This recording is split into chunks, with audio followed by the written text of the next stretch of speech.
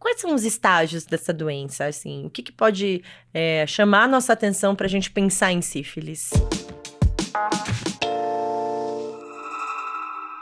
Na verdade, assim, a sífilis ela é dividida, né, pelos estágios clínicos da doença sintomática.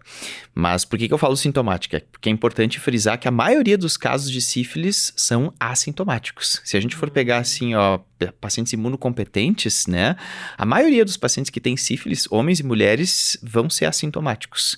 Por isso que na prática a gente acaba fazendo muito mais diagnóstico laboratorial, né, do que diagnóstico da lesão clínica, né?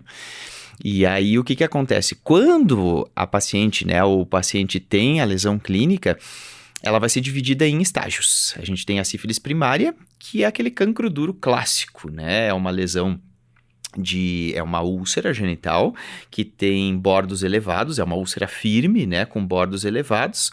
O fundo da lesão é um fundo liso, né? Não tem secreção purulenta, não é aquela lesão com fundo úmido, né? E a grande característica é que não dói. É indolor. Indolor.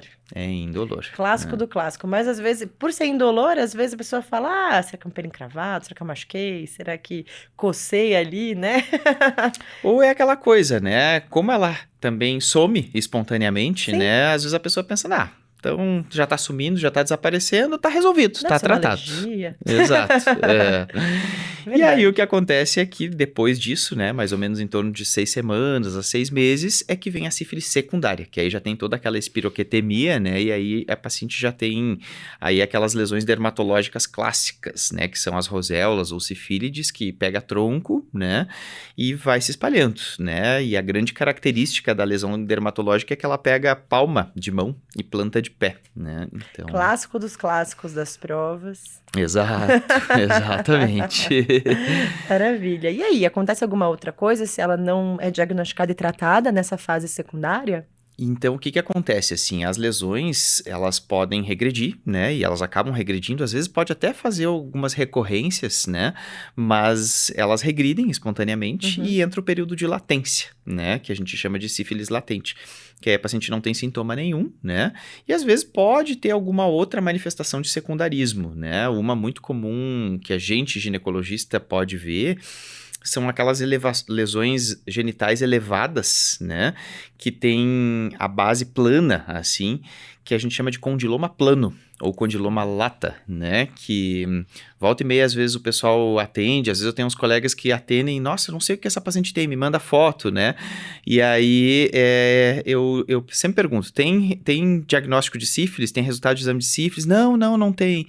É secundarismo de sífilis, né? O condiloma plano ou lata a pessoa confunde muito com condiloma de HPV, né? Super! E vou te falar mais, sabe, Jader? Eu acho que exatamente porque a gente viu muito e as pessoas não têm tanto o hábito de falar com clareza, não é igual um condiloma de HPV, que passa mesmo desapercebido no especialista.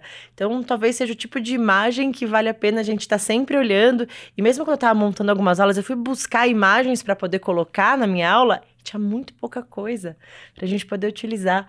Então, é um tipo de coisa que vale muito a pena a gente buscar e fotografar e ver no livro e tá sempre olhando na dúvida de alguma lesão, né? Com certeza, com certeza. Uhum. E às vezes dói, né? O condiloma plano Ai, às dói. vezes vai confluindo ali e dói, né? A paciente sente dor, então Sim. realmente é bem marcado assim, né? Quando a gente examina a paciente clinicamente.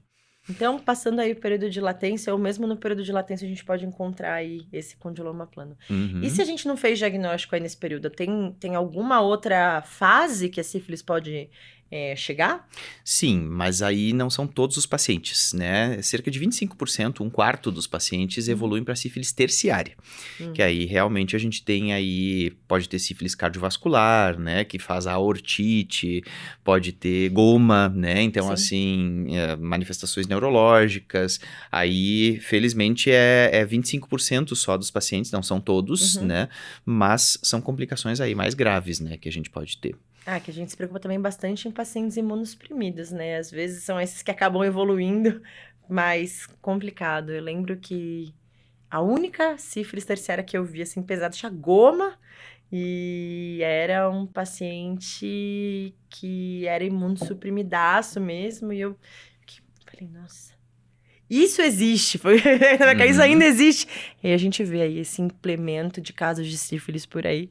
Então, 12 anos atrás, a gente ouvia do pessoal da Infecto falando, é raro do raro, a gente vê alguma coisa assim, e aí a gente teve esse aumento expoente de uma doença que a gente achava que não estava tão presente aí, né? Exato, exatamente. Esse treponema, hein? Tá certo, Jader, legal.